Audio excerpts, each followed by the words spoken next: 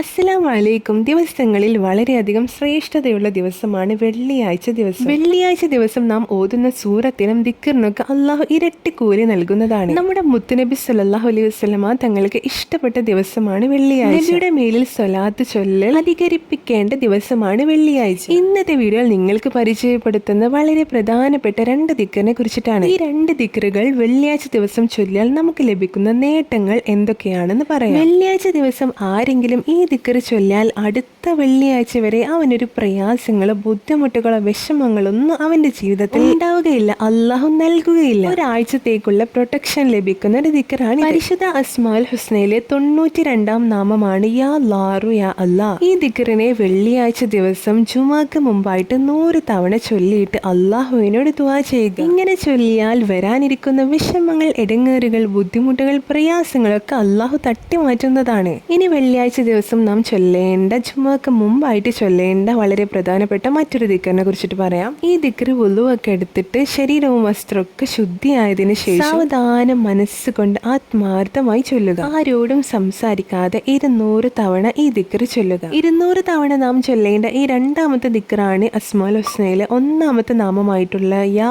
അല്ലാ എന്ന ഇസ്മ. ഇങ്ങനെ ചൊല്ലി അള്ളാഹുവിനോട് ദുആ ചെയ്താൽ നമ്മുടെ ഏത് ആവശ്യവും അള്ളാഹു നിറവേറ്റി തരുന്നതാണ്. ആഗ്രഹങ്ങൾ നിറവേറാൻ ഏറ്റവും നല്ല വഴിയാണ് ഈ ദിക്ർ. ഈ 2 പ്രധാന ഇസ്മുകളും വെള്ളിയാഴ്ച ദിവസങ്ങളിൽ ചൊല്ലുക. ഈ വീഡിയോ നിങ്ങൾക്ക് ഉപകാരപ്പെട്ടെന്ന് വിശ്വസിക്കുന്നു. ഇതുപോലെയുള്ള നല്ല നല്ല അറിവുകളുമായി വീണ്ടും വരാം. അസ്സലാമു അലൈക്കും.